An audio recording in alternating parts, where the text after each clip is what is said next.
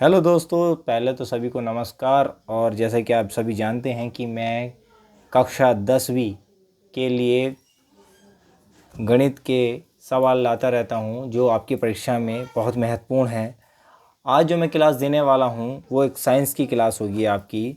Science का paper आपका 4 मार्च 2025 को होने वाला है। लगभग मोटा मोटा आज से 12 से 13 दिन आपके पास है और ये समय काफ़ी पर्याप्त है जो आपके पेपर की तैयारी में चार चांद लगा सकता है। यानी आप अच्छे से तैयारी कीजिए, सेलेक्टिव क्वेश्चन कीजिए, जो बोर्ड बार बार पूछता है वो क्वेश्चन मैं लेके आया हूँ। तो आपको बस इस जो भी क्वेश्चन मैं कराऊँ उसको अच्छे से याद करके कॉपी में लिख लेना है और रिवीजन करना है बार बार। आपको ये क्वेश्चन पेपर में देखने को ज़रूर मिलेंगे। और जिन्होंने मेरी पिछली क्लासें नहीं देखी हैं, मेरी पिछली क्लास जाके देखिए। मैंने मैथ की 4 क्लासें अपलोड कर चुका हूँ, जिसमें मैंने ट्रिग्नोमेट्री की एक स्पेशल क्लास दी हुई है। ट्रिग्नोमेट्री की स्पेशल क्लास दी हुई है जिसमें 10, 11, 15, 16 सवाल मैंने बहुत अच्छे किए हुए हैं। उससे आपकी ट्रिग्नोमेट्री आपको पता ही है 15 से 20 नंबर की आपकी ट्रिग्नोमेट्री पेपर में फंसती है। तो 15 से 20 नंबर आपके एकदम हूबहू वहाँ मिल जाएंगे। तो आप प्लीज़ मैथ की चारों वीडियो देखिए। मेरे चैनल का नाम है JP सुखान क्लासेज। जो लोग पहली बार आए हैं वे प्लीज़ चैनल को सब्सक्राइब कीजिए और बेल आइकन दबाइए। और जिन लोगों को सेशन पसंद आए वो लाइक ज़रूर कीजिए और शेयर ज़रूर कीजिए। धन्यवाद। चलिए चलते हैं हम लोग अब वीडियो की तरफ। तो दोस्तों, ये है आपका लेसन नंबर 2। इस लेसन का नाम है अम्ल, क्षार एवं लवण। अम्ल, क्षार एवं लवण। तो इसमें क्वेश्चन जितने भी इम्पोर्टेंट थे वो सब मैं लेके आया हूँ।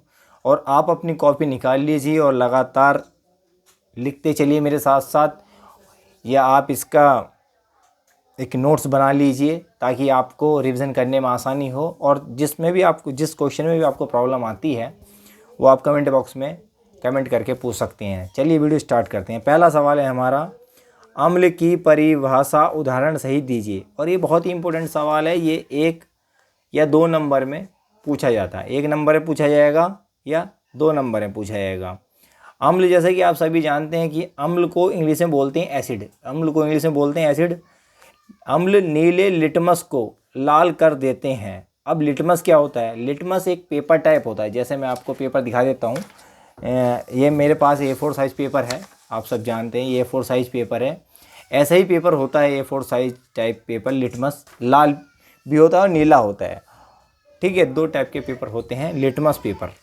ठीक है, नीले लिटमस को लाल कर देते हैं। हमने नीला पेपर लिया, उसको हम जैसे ही उसके अंदर एसिड गिराएंगे तो एसिड क्या है, उतनी एरिया को लाल कर देगा। ठीक है। अब स्वाद में खट्टे होते हैं। क्या स्वाद में खट्टे होते हैं? अम्ल। अम्ल के जो आप टेस्ट करोगे, वैसे टेस्ट करना नहीं चाहिए, अगर टेस्ट करोगे तो स्वाद में खट्टे होंगे। तो अम्ल की परिभाषा आपको समझ में आ गई होगी। इसमें एक बात हमेशा ध्यान रखना, चाहे आपकी फिजिक्स हो या केमिस्ट्री यानी भौतिक विज्ञान हो या आपकी रसायन विज्ञान हो, ये रसायन विज्ञान का दूसरे नंबर का चैप्टर है। हमेशा आपको इसमें परिभाषा के बाद उदाहरण जरूर देना है। जैसे करके अम्ल कौन कौन से होते हैं? HCl, ये H है, ये Cl, इन दोनों को मिला के क्या बनता? हाइड्रोक्लोरिक अम्ल। ठीक है। और ये बहुत ही फेमस अम्ल है H2SO4। इसको हम बोलते हैं सल्फ्यूरिक अम्ल। क्या बोलते हैं? सल्फ्यूरिक अम्ल। इस तरह से आपको परिभाषा लिखनी है। ठीक है। अब हम चलते हैं अपने नेक्स्ट सवाल की ओर। तो नेक्स्ट सवाल है आपका, क्षार या क्षारक, बात एक ही है। क्षार या क्षारक, बात एक ही है, जिसको इंग्लिश में बोलते हैं बेस, की परिभाषा उदाहरण सहित दीजिए। तो ये भी आपका 1 से 2 नंबर में पूछा जाता सवाल है। तो क्षार लाल लिटमस को नीला कर देते हैं। देखिए ऊपर देखते हैं, आपको मैंने बताया था यहाँ नीले को लाल करते हैं, यहाँ पे चेंज है लाल से नीला करते हैं। ठीक है। स्वाद में ये कड़वे होते हैं। तो दोनों में आप अंतर देख सकते हैं। अम्ल जो है नीले को लाल करते हैं, क्षार जो है लाल को नीला करते हैं, और स्वाद में ये कड़वे होते हैं। और एग्जाम्पल आपका हो जाएगा जैसे NaOH, Na यानी सोडियम, OH को बोलते हैं हाइड्रोक्साइड। ये Na मतलब सोडियम और OH होता है आपका सोडियम हाइड्रोक्साइड। तो इसलिए यौगिक का नाम बन जाता है सोडियम हाइड्रोक्साइड। ठीक है। ऐसे ये NH4 को बोला जाता है अमोनियम। क्या बोला जाता है? Ammonium. OH hydroxide, ammonium hydroxide हो जाएगा। इसमें बेस में क्या है कि पहचान होती है, आपके लास्ट में OH मिल जाता है। अधिकतर सभी क्षारक के अंदर या क्षार के अंदर OH का होना जरूरी माना जाता है। ठीक है, अगले सवाल पे चलते हैं हम लोग। अगला सवाल है हमारा लवण। लवण यानी सॉल्ट। सॉल्ट किसे कहते हैं? सॉल्ट किसे कहते हैं? अच्छा सवाल है आपका ये, 1 या 2 नंबर में आने की संभावना है इसी की भी। ठीक है, तो सॉल्ट अम्ल और क्षार, अम्ल और क्षार परस्पर अभिक्रिया करके लवण बनाते हैं। क्या बनाते हैं? लवण बनाते हैं। अम्ल और क्षार परस्पर अभिक्रिया करके लवण बनाते हैं। जैसे NaCl, और NaCl का नाम मैंने आपको बताया था। Na क्या होता है? सोडियम। क्या होता है? सोडियम होता है। और Cl का मतलब क्लोरीन। क्लोरीन को हम क्लोराइड करके रखें हैं। क्या रखें हैं? क्लोराइड। क्या हो गया ये? Sodium chloride. और यहाँ पे दूसरा एग्जाम्पल आपका KCl। के को बोलते हैं आपको पोटेशियम। क्या बोलते हैं? पोटेशियम। क्या बोलते हैं हम? पोटेशियम। और Cl के लिए क्लोराइड लिख देते हैं। तो इस लवण का नाम हो गया पोटेशियम क्लोराइड। इस तरीके से अब आपको मैं ये रिएक्शन करके दिखाता हूँ कि ये रिएक्शन कैसे बनती है। ठीक है ना, मैंने यहाँ पे एक एग्जाम्पल लिया हुआ है। मैंने आपसे बोला है कि NaCl को क्या करेंगे हम? H2O से रिएक्शन कराया, H2O से रिएक्शन कराया। ठीक है, तो हमारा क्या हो जाएगा? NaOH। क्या हो जाएगा? NaOH। ठीक है, क्या बन जाएगा? NaOH। और प्लस क्या बन जाएगा आपका? HCl। देखो आप यहाँ पे NaCl क्या था? सोडियम क्लोराइड था। क्या था? Sodium chloride. और ये किस चीज़ का काम कर रहा है? लवण का। और यहाँ पे क्या है? ये जल है। क्या है? ये जल है। और यहाँ पे ये क्या है? Sodium hydroxide. मैंने आपको बताया था ये क्या है? Sodium hydroxide. और जब OH होता है तो इसको क्षार बोलते हैं। क्या है? क्षारक का काम कर रहा है। किसका काम कर रहा है? क्षारक का। HCl हाइड्रोक्लोराइड अम्ल बोलते हैं। तो ये अम्ल का काम कर रहा है। ठीक है, यहाँ पे आप परिभाषा बना सकते हैं। यानी क्या हुआ? सॉरी,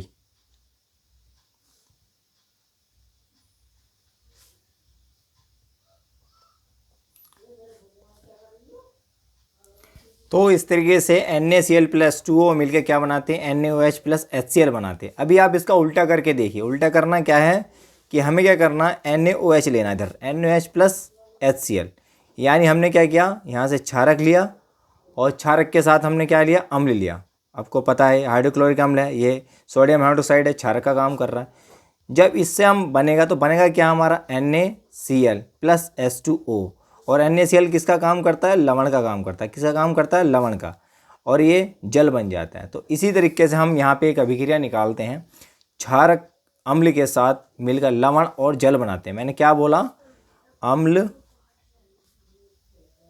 और क्षारक के साथ मिलकर लवण और जल बनाते हैं। जल बनाते हैं। और ये जो अभिक्रिया हुई है ये वाली, इस अभिक्रिया को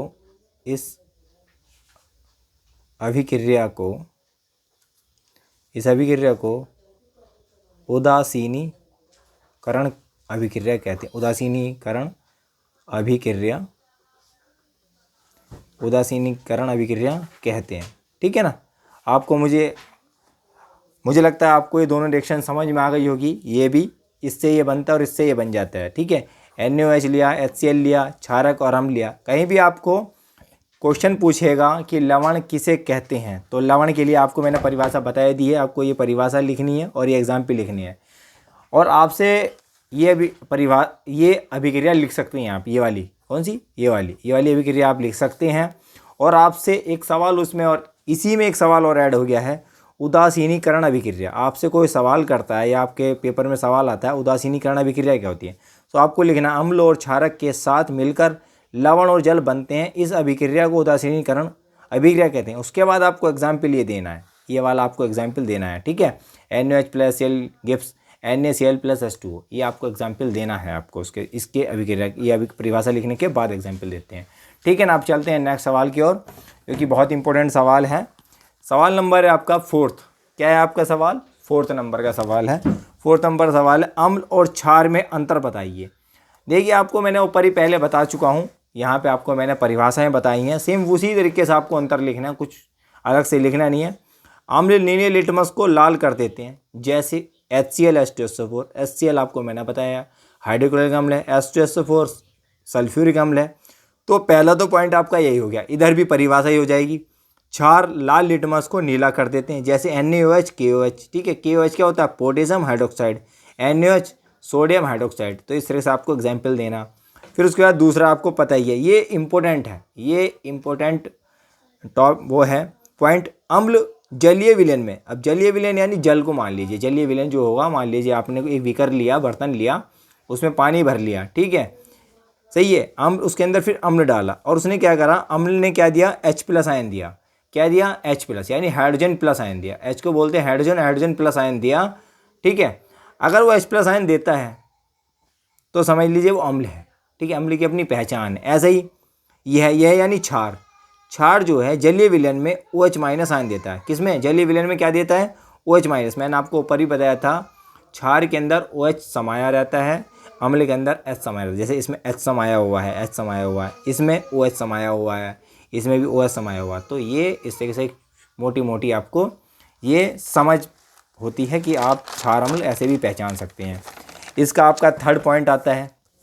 थर्ड पॉइंट है, अम्ल स्वाद में खट्टे होते हैं। सबको पता है भाई, जैसे अम्ल मान लीजिए आप बेर खाते हैं, वो भी थोड़े खट्टे होते हैं, या नींबू खा लेते हैं, या आप टाटरिक खाते हैं मतलब इमली, उसमें भी अम्ल होता है, ठीक है ना, या आप मौसम्बी खाते हैं, वो भी खट्टे होते हैं। और अम्ल अधिकतर और क्या कहते हैं, विटामिन सी इसमें होता है, वो सब अम्ल होते हैं। ठीक है, क्षार स्वाद में कड़वे होते हैं। क्षार जो है स्वाद में कड़वे होते हैं। जैसे करेला है आपका, उसके अंदर जो अर्स वो है, क्षार है उसके अंदर। ठीक है, तो इस तरीके से आपके 3 पॉइंट मैंने आपके लिखवा दिए। इस तरीके से आपको याद करके वहाँ पे लिख देना, हूबहू ऐसे ही आपको वहाँ पे सेट कर लिखना है। मैंने पूरा पेपर जैसे आपको सॉल्व करना है वहाँ पे, उस तरीके से मैंने सेट किया हुआ, लिखा हुआ है। आपको कुछ नहीं करना, सिर्फ इसको अपनी कॉपी में उतारना है, याद करना है, और जहाँ पॉइंट समझ में आए ना आपको वहाँ पूछ लेना है, या फिर आप उसको वीडियो देखना बार बार, और बार बार वीडियो देखने के बाद आप समझ जाएंगे कि कैसे इस चीज़ों को तैयार किया गया है, कैसे इसके सॉल्व होते हैं।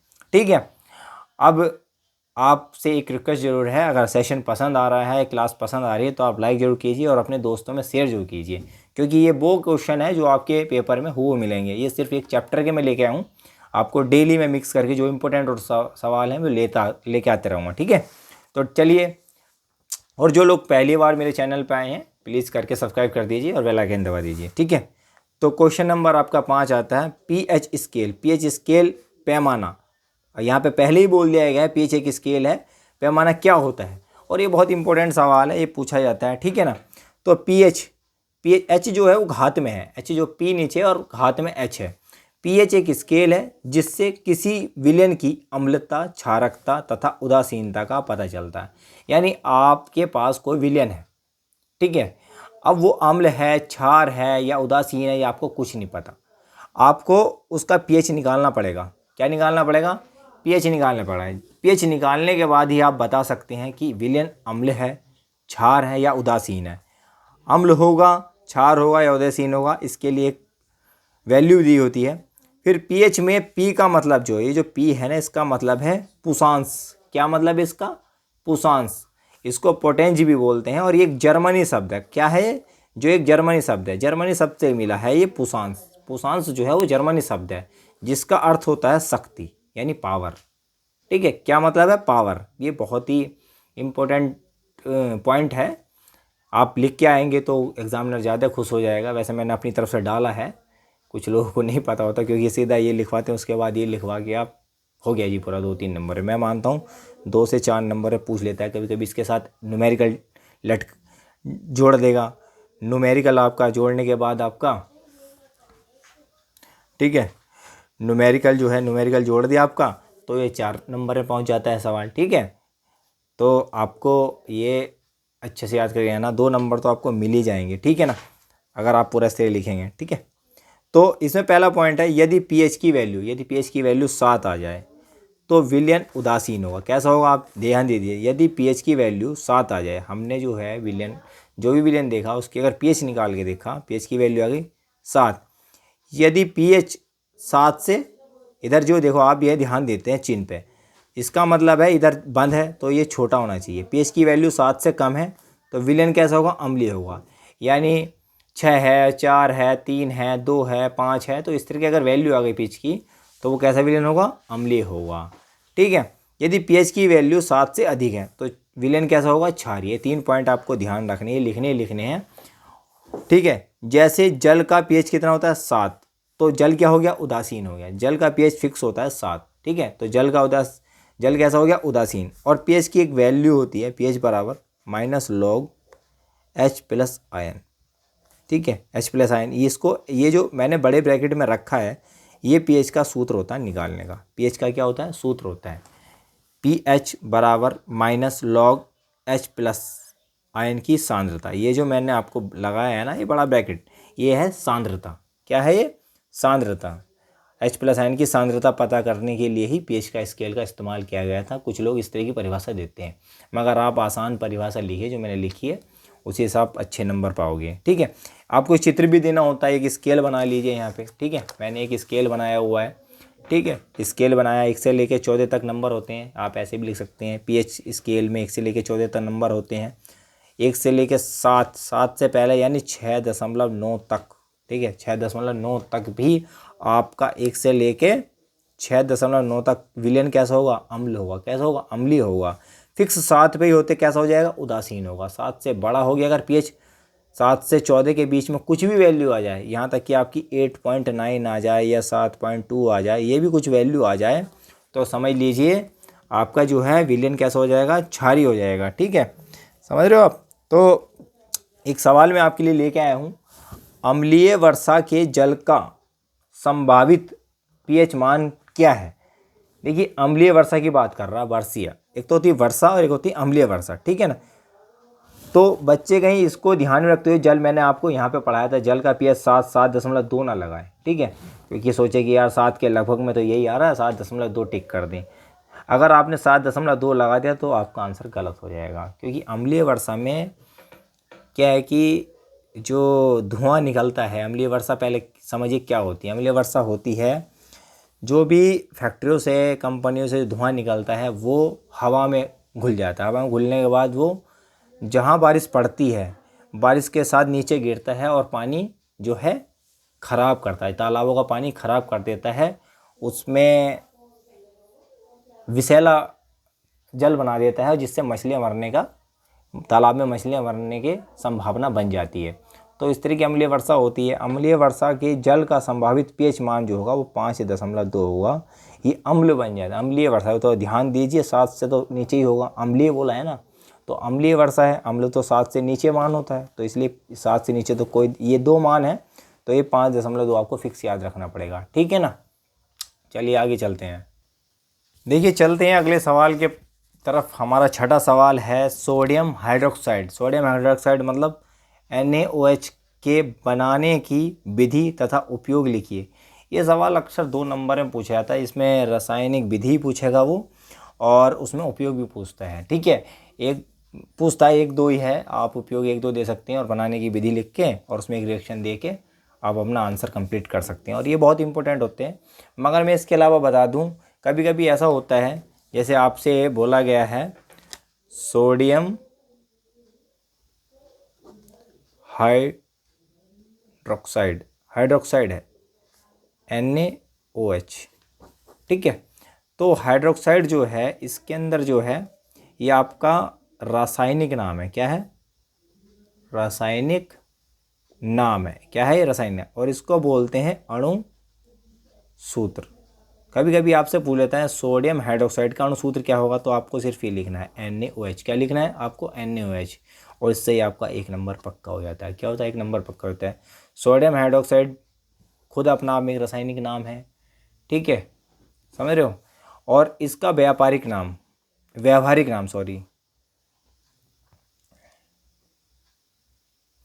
वो जो है NaOH को सोडियम हाइड्रोक्साइड को क्या बोलते हैं,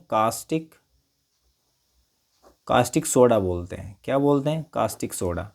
कास्टिक सोडा पूछ ले, वो बोले कि कास्टिक सोडा जो है उसका रासायनिक नाम क्या होगा, वो आपका होगा सोडियम हाइड्रोक्साइड। और कास्टिक सोडा का अणुसूत्र क्या होगा, वो होगा NaOH। क्या होगा, NaOH, अणुसूत्र क्या हो जाएगा, NaOH। तो इस तरह के सवाल एक एक नंबर में पूछे जाते हैं। तो एक नंबर आपका अणुसूत्र लेता है और एक नंबर आपका रासायनिक नाम लेता है। तो ये आपको याद करके चलना। और इसके अलावा इसकी विधि पूछता है, वो विधि प्लस उपयोग, इस तरह का भी एक सवाल पूछता है जो एक नंबर में एक नंबर है, इसलिए इन दोनों जोड़ें तो 2 नंबर का ये होता है। और यही सवाल का आंसर मैं आपका कराने वाला हूँ, ध्यान से सुनिएगा, ठीक है। सोडियम हाइड्रोक्साइड NaOH के बनाने की विधि तथा उपयोग लिखिए, ठीक है। सोडियम हाइड्रोक्साइड मैंने हेडिंग डाला, इसी तरीके से आप लिखेंगे। सोडियम क्लोराइड के राइटिंग आप देख रहे होंगे, राइटिंग में आपको बोर्ड में ऐसे ही लिखना है, आपके नंबर बहुत अच्छे मिले हैं क्योंकि एग्जामिनर खुश हो जाएगा आपकी कॉपी देख के, ठीक है। सोडियम क्लोराइड के जलीय विलयन से, किसके, सोडियम क्लोराइड के जलीय विलयन से विद्युत प्रवाहित करने पर यह वियोजित होकर सोडियम हाइड्रोक्साइड उत्पन्न होता है, ठीक है। यानी सोडियम हाइड्रोक्साइड बनता है। कैसे बनता है भाई? इस अभिक्रिया को क्लोर क्षार प्रक्रिया भी कहते हैं। आपसे देखो 2 सवाल में क्वेश्चन यदि पलटे एग्जामिनर, आपसे पूछे कि क्लोर क्षार प्रक्रिया या अभिक्रिया क्या होती है, तो आपको यही लिखना है, ये रिएक्शन लिख देनी है। ये क्लोर क्षार अभिक्रिया है, जो सोडियम हाइड्रोक्साइड बनाने की विधि है, यही क्लोर क्षार प्रक्रिया है, ठीक है। तो उन्होंने क्या, सोडियम क्लोराइड होता है ये NaCl, 2 जो है 2 अणु है इसके, 2 NaCl, इसको बोलेंगे हम सोडियम क्लोराइड, प्लस का निशान 2H2O, यानी जल में घोला, ठीक है। ठीक है, जल में घोलने के बाद यहाँ पे हमने करंट दे दिया, यहाँ पे अपने विद्युत धारा प्रवाहित करी इसको डाल के। जलीय विलयन बोला तो जल में डालना पड़ा होगा इसको, ठीक है, क्योंकि सोडियम क्लोराइड हो गया ये और जलीय विलयन हो गया ये, इन दोनों को मिक्स करा, मिक्स करने के बाद उसमें बिजली प्रवाहित कर दी, विद्युत प्रवाहित करने पर ये है वियोजित। वियोजित मतलब ये हिस्से टूट जाते हैं। वियोजित का मतलब होता है, ये जो वियोजित लिखा है इसका मतलब होता है टूट जाते हैं। किस किस में टूट जाते हैं? NaOH में। किस में टूट जाते हैं? 2NaOH में, ठीक है। सोडियम हाइड्रोक्साइड, Na2NaOH क्या हो गया? Sodium hydroxide. और किस में? क्लोरीन गैस बन गई और H2 बन गई। H2 का मतलब हाइड्रोजन गैस, क्या बन गई? हाइड्रोजन गैस, और इधर ये क्लोरीन गैस। इस तरीके से आप याद कर सकते हैं, ठीक है। और रिएक्शन बहुत इंपॉर्टेंट है, रिएक्शन याद करके जोड़ जाइए क्योंकि ये दिमाग से निकल जाती है जाते तो इसलिए आप लिख लिख के याद कीजिए, ठीक है ना, सबसे पहले। और इसमें एक तरीका और देखिए, आप यहाँ पे देखिए, यहाँ पे Na कितने हैं? 2 हैं, तो इधर भी Na कितने हैं? 2। इधर हाइड्रोजन कितने हैं? 2 दूनी 4, कितने हैं? 2 दूनी 4। इधर देखिए, इधर 2 हैं, 2 और 1 दूनी 2, 2 इधर हैं, 2 दूनी 4, यानी जो इधर है वही इधर होने चाहिए फिक्स। अब Cl कितने यहाँ पे? 2, और यहाँ पे भी Cl 2, ठीक है। O कितने? 2 एकम 2, और यहाँ पे भी 2 एकम 2। तो सारे जितने भी इधर एलिमेंट्स थे, एलिमेंट्स मतलब तत्व थे, जितने उधर इतने ही इतने बन गए, यानी चाहे टूटे अलग अलग पर उनकी संख्या इधर भी बराबर है, इधर भी बराबर है। और इसी को कहते हैं रिएक्शन बैलेंस करना, यानी अभिक्रिया संतुलित, ठीक है। ठीक है, इसके उपयोग आप देख लीजिए, उपयोग पूछते हैं एग्जामिनर, जाहिर सी बात है, और ये बहुत इंपॉर्टेंट उपयोग है। साबुन निर्माण में, कागज़ बनाने के लिए, धातुओं का ग्रीज साफ करने के, ग्रीज साफ करने के लिए किसका प्रयोग होता है? सोडियम हाइड्रोक्साइड का प्रयोग होता है। सोडियम हाइड्रोक्साइड मैंने आपको बताया था, सोडियम हाइड्रोक्साइड क्या है? कास्टिक सोडा है, ठीक है। क्या होता है? कास्टिक सोडा है। अच्छा, मेरा यहाँ पे एक आपसे सवाल है। सवाल ये है कि आप लोग साबुन तो सभी इस्तेमाल करते हैं, साबुन इसमें लिखा हुआ है कि साबुन बनाने में, ठीक है, साबुन सभी इस्तेमाल करते हैं। और जब आप लोग अपने बाथरूम में नहाते हैं या आप अपना फेस धोते हैं, मुंह धोते हैं, तो उसमें आपकी आंखों में मिर्ची लगती है। उसका कारण क्या है? उसका कारण यही है कि साबुन के अंदर कास्टिक सोडा होता है। क्या होता है? कास्टिक सोडा होता है। वो हमारे शरीर के मैल को तो साफ़ करता है, मगर जैसे ही वो आँख में लगता है तो मिर्ची पैदा करता है। इसलिए डॉक्टर भी सलाह देते हैं कि चेहरे पे फेस वॉश लगाइए, ना कि साबुन, ठीक है। आपको यहाँ पे देखो, साइंस पढ़ाते पढ़ाते इस्तेमाल करना सिखा रहा हूँ कि ये इस्तेमाल हमारे अपने दैनिक जीवन में कैसे इस्तेमाल हो रहा है, क्यों साबुन हम फेस पे नहीं लगाना चाहिए, क्या दिक्कतें हो सकती हैं, एज ए डॉक्टर के तरीके मैं आपको बता पा रहा हूँ, ठीक है। हूँ तो मैं टीचर, पर गया कि डॉक्टर की भी थोड़ी नॉलेज है, सही है, क्योंकि मेरे घर में भी डॉक्टर हैं, सही है। तो आप इस चीज़ को समझिए, साबुन निर्माण में होता है सोडियम हाइड्रोक्साइड, और आँखों में मिर्ची लगती सिर्फ इसी कारण है कि क्योंकि उसके अंदर कास्टिक सोडा होता है, NaOH होता है, ठीक है। अब चलते हैं हम अगले क्वेश्चन की तरफ, ठीक है। तो दोस्तों, ये मैं बहुत इम्पोर्टेंट क्वेश्चन लेके आया था आपके लिए।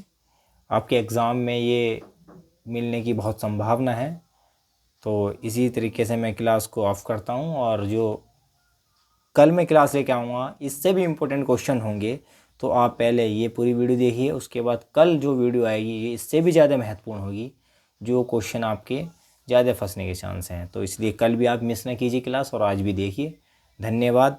और मैं बार बार यही बात कह रहा हूँ, आप प्लीज़ क्लास को शेयर ज़रूर कीजिए, और लाइक किए बगैर तो जाना ही नहीं है। और किसी को कोई प्रॉब्लम है तो कमेंट बॉक्स में आप लिख सकते हैं। और जो लोग पहली बार आए हैं प्लीज़ सब्सक्राइब ज़रूर कीजिए। और जो लोग टेलीग्राम चैनल पे जुड़ना चाहते हैं, मैं आपको लिंक शेयर कर दूँगा आपके डिस्क्रिप्शन में, नहीं तो आप लिख लीजिए। मेरा टेलीग्राम चैनल है JP सुखान क्लासेस चैनल। यूट्यूब पे भी यही है, टेलीग्राम पे भी यही है। आपको व्हाट्सअप नंबर इसमें मिल जाता है, डिस्क्रिप्शन में आप देख सकते हैं। तो आप मेरे से व्हाट्सअप से भी जुड़ सकते हैं। धन्यवाद।